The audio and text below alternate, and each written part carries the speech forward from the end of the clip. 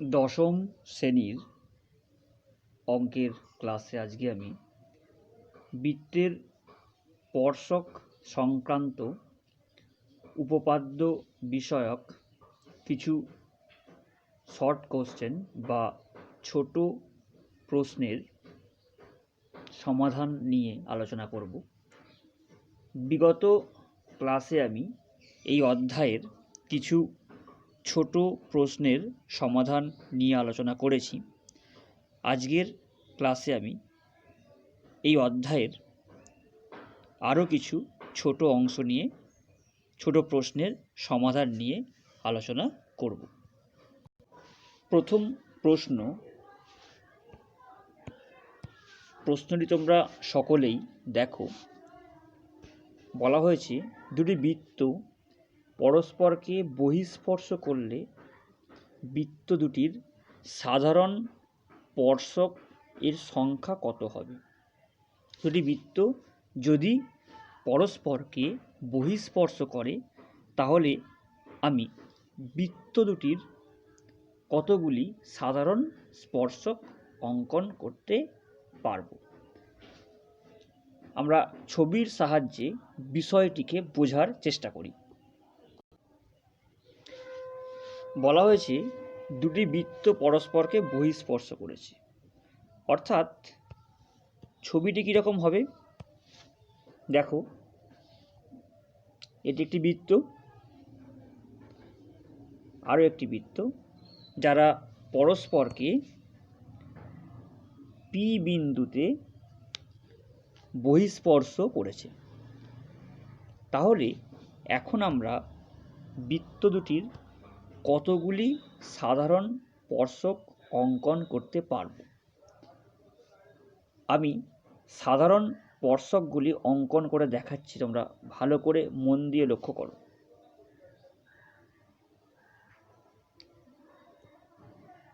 এটি হলো প্রথম সাধারণ স্পর্শক, এটি হলো দ্বিতীয় সাধারণ স্পর্শক এবং এটি তৃতীয় সাধারণ স্পর্শক, অর্থাৎ দুটি সরল সাধারণ স্পর্শক এবং অপরটি তির্যক সাধারণ স্পর্শক, অর্থাৎ সাধারণ স্পর্শকের সংখ্যা হলো 3। ছবিটি আঁকলেই তোমরা বিষয়টি সম্পর্কে সঠিক ধারণা পেয়ে যাবে। Next question number 2। দুটি বৃত্ত পরস্পরকে স্পর্শ বা ছেদ না করলে বৃত্ত দুটির সাধারণ স্পর্শক সংখ্যা কত হবে? অর্থাৎ দুটি বৃত্ত যারা পরস্পরকে স্পর্শও করছে না, ছেদও করছে না, এক্ষেত্রে সাধারণ স্পর্শকের সংখ্যা কত হবে? এটা আমরা বোঝার চেষ্টা করি।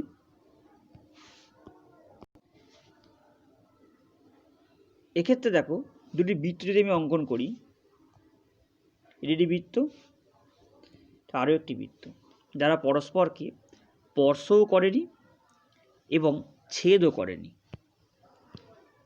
এক্ষেত্রে বৃত্ত দুটির আমি কটি সাধারণ স্পর্শক অঙ্কন করতে পারবো সেটি তোমাদের সামনে আলোচনা করি।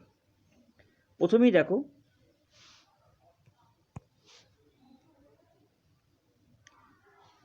প্রথম সাধারণ স্পর্শক, দ্বিতীয় সাধারণ স্পর্শক, অর্থাৎ দুটি সরল সাধারণ স্পর্শক আমি পেয়েছি, দুটি সরল সাধারণ স্পর্শক অঙ্কন করতে পেরেছি এবং এটিও একটি স্পর্শক এবং এটা কিন্তু তির্যক সাধারণ স্পর্শক, অর্থাৎ বৃত্ত দুটির আমি দুটি সরল সাধারণ স্পর্শক এবং দুটি তির্যক সাধারণ স্পর্শক অঙ্কন করতে পারবো। তাই সাধারণ স্পর্শকের সংখ্যা হবে 4।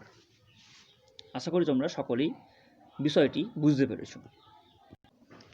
Next problem number 3। 10 সেমি ও 7 সেমি ব্যাসার্ধের দুটি বৃত্ত পরস্পরকে অন্তঃস্পর্শ করলে তাদের কেন্দ্রদ্বয়ের দূরত্ব কত হবে? অর্থাৎ দুটি বৃত্ত পরস্পরকে অন্তঃস্পর্শ করেছে, যাদের ব্যাসার্ধ যথাক্রমে 10 সেমি ও 7 সেমি। তাহলে বৃত্ত দুটির কেন্দ্রদ্বয়ের দূরত্ব কত হবে সেটা আমাকে নির্ণয় করতে হবে।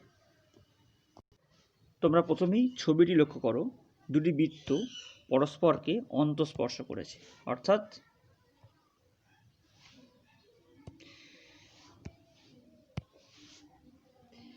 এটি একটি বৃত্ত এবং এটি আরও একটি বৃত্ত যারা পরস্পরকে অন্তঃস্পর্শ করেছে। এখন আমরা প্রথম বৃত্তের কেন্দ্র এ ধরে নিলাম, অর্থাৎ এটি হলো প্রথম বৃত্তের ব্যাসার্ধ এপি, যার মান বলা হয়েছে 10 সেন্টিমিটার, এবং বি হলো দ্বিতীয় বৃত্তের কেন্দ্র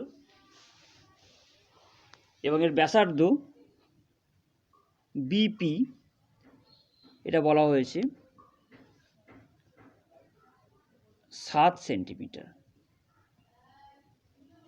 অর্থাৎ দুটি বৃত্তের যারা পরস্পরকে পি বিন্দুতে অন্তঃস্পর্শ করেছে তাদের ব্যাসার্ধ আমার জানা আছে। আমাকে নির্ণয় করতে হবে এ বি এর দৈর্ঘ্য কত। এ বি হয় ছবি অনুযায়ী, দেখো এপি বিয়োগ বিপি, অর্থাৎ 10 বিয়োগ 7 সমান 3 সেমি। এটি হলো বৃত্ত দুটির কেন্দ্রদ্বয়ের দূরত্ব। Next problem number 4। দুটি এককেন্দ্রীয় বৃত্তের ব্যাসার্ধ যথাক্রমে 5 সেমি ও 3 সেমি। বৃহত্তর বৃত্তের একটি জ্যা, এটা যে হবে না, এটা জ্যা হবে, তোমরা ঠিক করে নেবে। ক্ষুদ্রতর বৃত্তের স্পর্শক হলে ওই, এটাও জ্যা হবে, তোমরা বানানটা ঠিক করে নেবে। জ্যা এর দৈর্ঘ্য নির্ণয় করো। অর্থাৎ দুটি এককেন্দ্রীয় বৃত্ত, অর্থাৎ তাদের কেন্দ্র হচ্ছে একটি নির্দিষ্ট বিন্দুতে, এবং বৃহত্তর বৃত্তের একটা জ্যা সেটা ক্ষুদ্রতর বৃত্তকে স্পর্শ করেছে, তাহলে ওই স্পর্শকের দৈর্ঘ্য কত হবে সেটা আমরা নির্ণয় করব। ছবিটি আমরা আগে অঙ্কন করি। দুটি এককেন্দ্রীয় বৃত্ত, অর্থাৎ এটি একটি বৃত্ত এবং আরও একটি বৃত্ত ধরলাম, যার কেন্দ্র কিন্তু একটি নির্দিষ্ট বিন্দুতে, অর্থাৎ কেন্দ্র ধরে নিলাম ও বিন্দুতে। এখন বড় বৃত্তটির জ্যা, অর্থাৎ এবি, যা ছোট বৃত্তটাকে স্পর্শ করেছে। ধরে নেওয়া হয়েছে যে স্পর্শবিন্দু হলো পি। এখন ছোট বৃত্তের ব্যাসার্ধ ওপি, দেখো ওপিকে আমরা বলতে পারবো ওপি হলো ছোট বৃত্তটির ব্যাসার্ধ, এবং বড় বৃত্তের ব্যাসার্ধ হলো ওবি, এবং ওপি সমান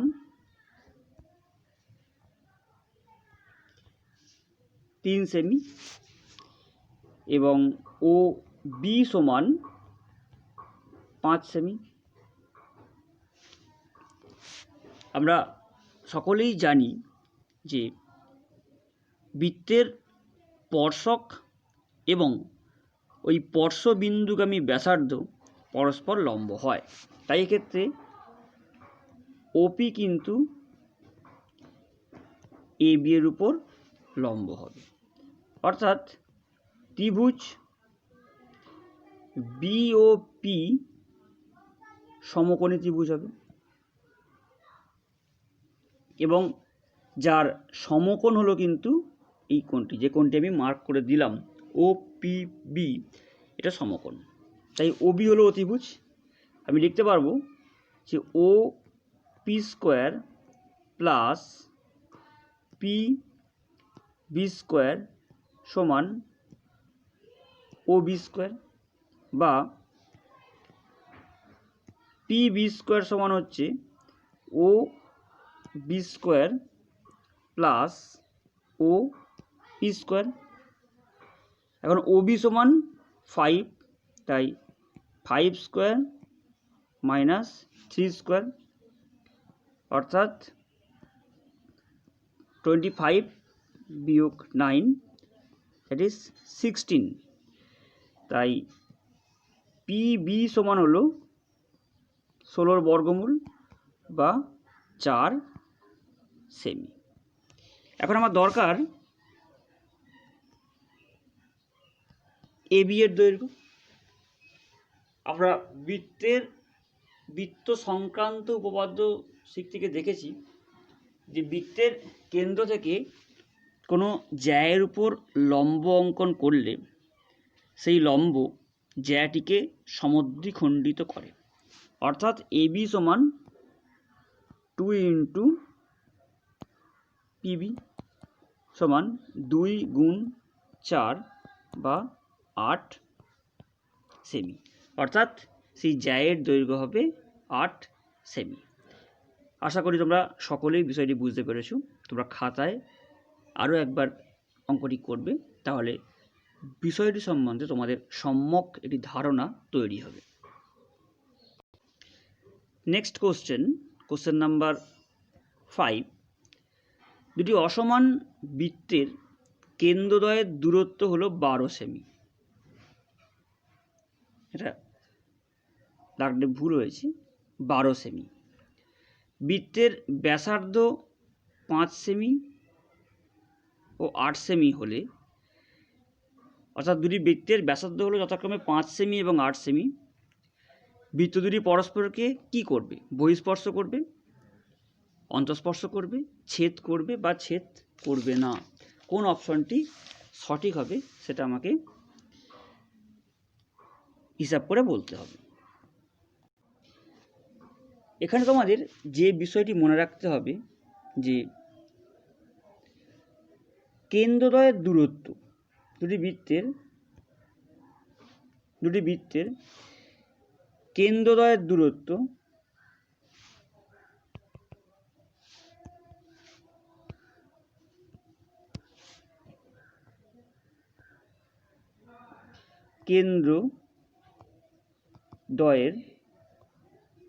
দূরত্ব সমান 12 সেমি, অর্থাৎ ডি, এবং ব্যাসার্ধের যোগফল কত হচ্ছে? ব্যাসার্ধের যোগফল হলো 8 প্লাস 5 সমান 13 সেমি। অর্থাৎ আমরা দেখতে পাচ্ছি যে কেন্দ্রদ্বয়ের দূরত্ব ব্যাসার্ধের যোগফলের থেকে ছোট। কেন্দ্রদ্বয়ের দূরত্ব ব্যাসার্ধের যোগফলের থেকে ছোট। আমরা জেনেছি যে কেন্দ্রদ্বয়ের দূরত্ব যদি ব্যাসার্ধের যোগফলের সঙ্গে সমান হয় তাহলে তারা পরস্পরকে বহিঃস্পর্শ করে। অর্থাৎ এক্ষেত্রে ছবিটি হবে এই রকম।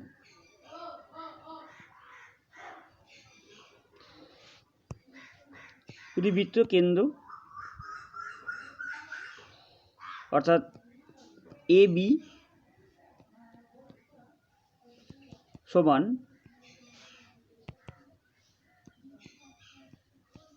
12 সেমি এবং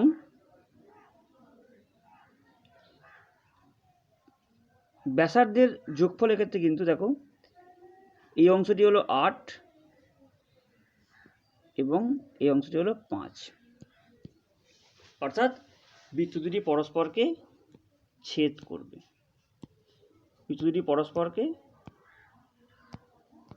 ছেদ করবে, অর্থাৎ দুটি বৃত্তের কেন্দ্রদ্বয়ের দূরত্ব যদি ব্যাসার্ধের যোগফলের থেকে ছোট হয় তাহলে বৃত্ত দুটি পরস্পরকে ছেদ করবে। যদি বড় হয় তাহলে ছেদ বা স্পর্শ কিছুই করবে না। আশা করি তোমরা বিষয়টি বুঝতে পেরেছ। এরপর বেশ কিছু সংক্ষিপ্ত ছোট প্রশ্ন শূন্যস্থান পূরণ নিয়ে আলোচনা করব। প্রশ্ন নাম্বার 6 বলা হচ্ছে, বৃত্তের বহিস্থ কোনো বিন্দু থেকে বৃত্তটির সর্বাধিক কয়টি স্পর্শক অঙ্কন করা যায়? অর্থাৎ একটি বৃত্তের বহিস্থ বিন্দু থেকে আমরা কতগুলি স্পর্শক অঙ্কন করতে পারবো, সর্বাধিক কতগুলি স্পর্শক অঙ্কন করতে পারবো। দেখা যাক এর সমাধান আমরা কিভাবে করতে পারি। ধরো এটি বৃত্ত, তার বহিস্থ বিন্দু হলো পি, বৃত্তের কেন্দ্র হলো ও। এখন পি বিন্দু থেকে আমি বৃত্তটির কয়টি স্পর্শক অঙ্কন করতে পারব? আমি ছবিটি অঙ্কন করছি, তোমরা লক্ষ্য করো, এটি একটি স্পর্শক এবং দেখো এই দুটি সরলরেখা ছাড়া আমি অন্য যে কোনো সরলরেখা যদি অঙ্কন করি যেটা পি বিন্দুগামী, তাহলে সরলরেখাটি হয় ও বৃত্তকে ছেদ করবে অথবা স্পর্শ করবে না, যে কোনো একটা হবে।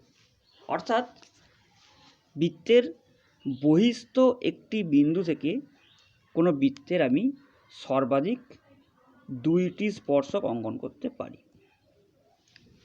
বৃত্তের বহিস্থ কোনো বিন্দু থেকে বৃত্তটির আমি সর্বাধিক 2টি স্পর্শক অঙ্কন করতে পারব। আশা করি তোমরা ছবিটি আঁকলেই খুব সহজে এর ব্যাখ্যাটি বুঝতে পারবে। নেক্সট প্রবলেম, দুটি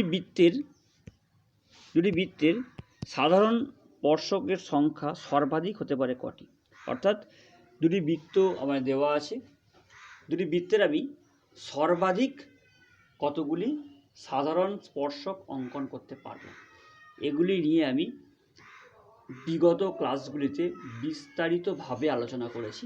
তাই শুধুমাত্র উত্তরটি বলবো 4, কারণ তোমরা দেখবে যে সর্বাধিক স্পর্শ তখনই হবে যদি বৃত্ত পরস্পরকে স্পর্শ বা ছেদ না করে। সেক্ষেত্রে আমরা কিন্তু বৃত্তটির 4টি স্পর্শক পাবো। একটু আগে আলোচনা করেছি 2টি স্পর্শক এবং এইভাবে 2টি স্পর্শক, অর্থাৎ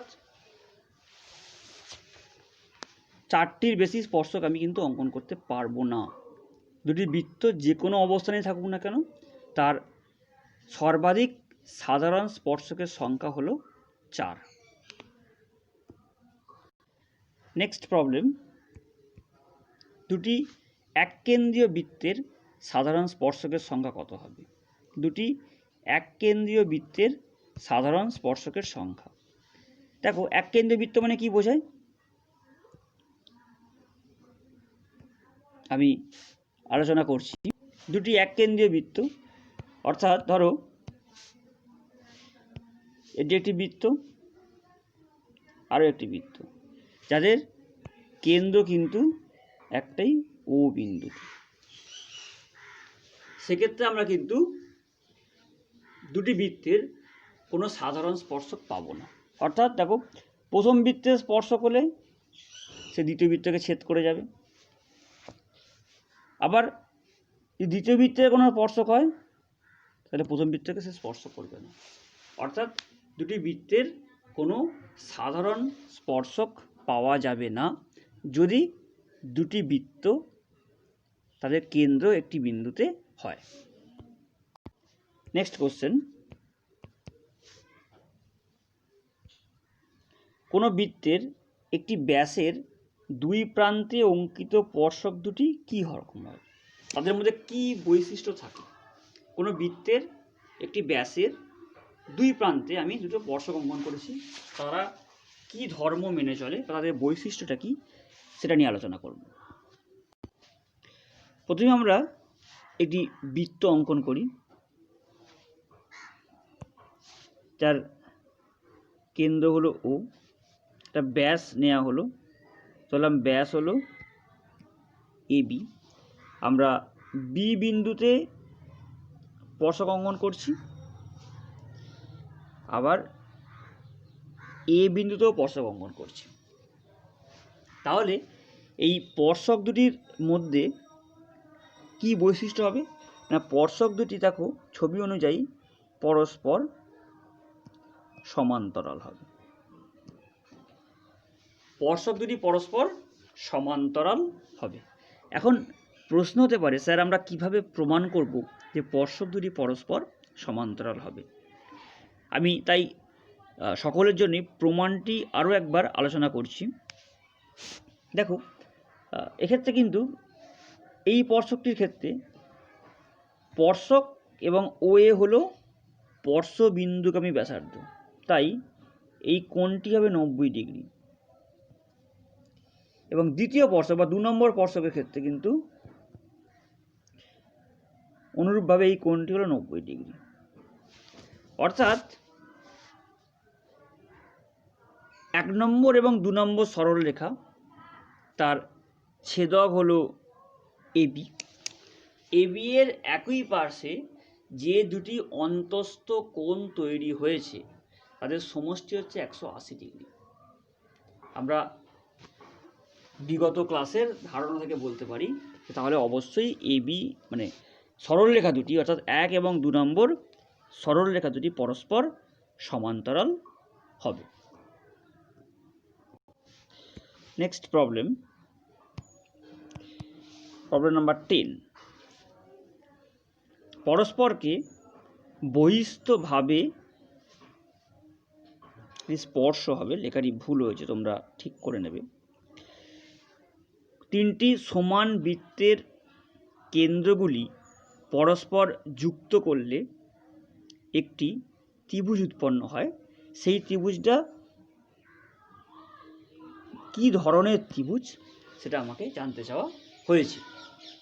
আমরা প্রথমে ছবিটি আঁকার চেষ্টা করি, তোমরা প্রবলেমটি আরও একবার পড়ে নাও, তারপর আমরা ছবিটা এঁকে বোঝার চেষ্টা করব যে কিভাবে ত্রিভুজের প্রকারভেদ আমরা নির্ণয় করতে পারি। তিনটি বৃত্ত, সমান বৃত্ত, তারা পরস্পরকে স্পর্শ করছে।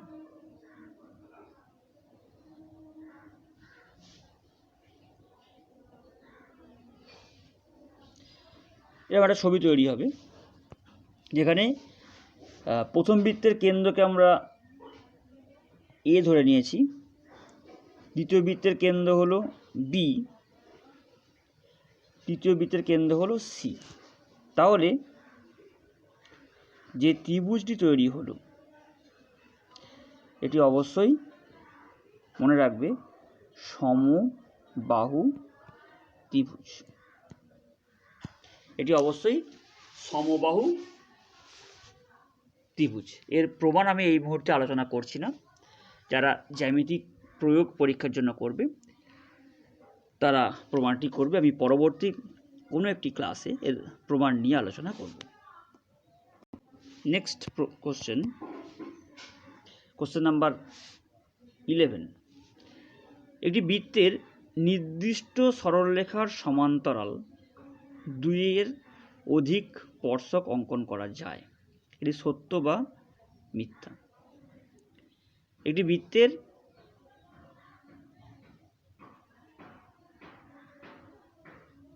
নির্দিষ্ট সরলরেখার সমান্তরাল কতগুলো স্পর্শক অঙ্কন করতে পারব, দেখা যাক এর সমাধান আমরা কীভাবে করতে পারি। প্রথমেই আমরা অঙ্কটিকে বোঝার চেষ্টা করি কি বলা হয়েছে। একটি বৃত্ত দেওয়া আছে, এবং এটি সরল রেখা দেওয়া আছে। আমি এই 1 নম্বর সরল রেখাটির সমান্তরাল করে বৃত্তের কতগুলি স্পর্শক অঙ্কন করতে পারবো। দেখো ছবিটি আমি আঁকছি। এটি একটি স্পর্শক হবে 2 নম্বর সরল রেখাটি, দেখো, কারণ এরা পরস্পর সমান্তরাল। আর এই প্রান্তে একটি স্পর্শক পাবো আমি 3 নম্বর সরল রেখা, অর্থাৎ 2টি স্পর্শক আমি পাবো সর্বাধিক। 2-এর অধিক স্পর্শক কিন্তু পাওয়া যাবে না। এরপরে আমি এর সমান্তরাল করে যত সরল রেখাই আঁকবো না কেন, তারা কিন্তু কেউ স্পর্শক হবে না। তারা হয় বৃত্তকে ছেদ করবে অথবা বৃত্তকে ছেদ করবে না, কিন্তু বৃত্তের স্পর্শক তারা কখনোই হবে না। Next question number 12। দুটি বৃত্ত পরস্পরকে বহিস্থভাবে স্পর্শ করেছে, তাহলে তাদের স্পর্শবিন্দু এবং কেন্দ্রদ্বয় দ্বারা উৎপন্ন ত্রিভুজের ক্ষেত্রফল 0 হবে। এই বক্তব্যটি সত্য অথবা মিথ্যা কোনটি হবে সেটা আমাকে নিরূপণ করতে হবে। তাহলে আমরা মূল বিষয়ে আসার চেষ্টা করি। ছবিটি আঁকি, তাহলে তোমরা বুঝতে পারবে প্রশ্নটির মূল বক্তব্য কী। দুটি বৃত্ত পরস্পরকে বহিস্থভাবে স্পর্শ করেছে। প্রথম বৃত্তের কেন্দ্রকে আমরা এ ধরে নিয়েছি, দ্বিতীয় বৃত্তের কেন্দ্রকে আমরা বি ধরে নিয়েছি এবং স্পর্শবিন্দু হলো পি। তাহলে বলা হয়েছে যে এ, পি এবং বি এই বিন্দু তিনটি দ্বারা গঠিত ত্রিভুজের ক্ষেত্রফল কি হবে। আমরা উপপাদ্য থেকে সহজেই অনুধাবন করতে পারি যে এই বিন্দু তিনটি সমরেখ, এ, পি, বি সমরেখ, এপিবি সমরেখ। তাই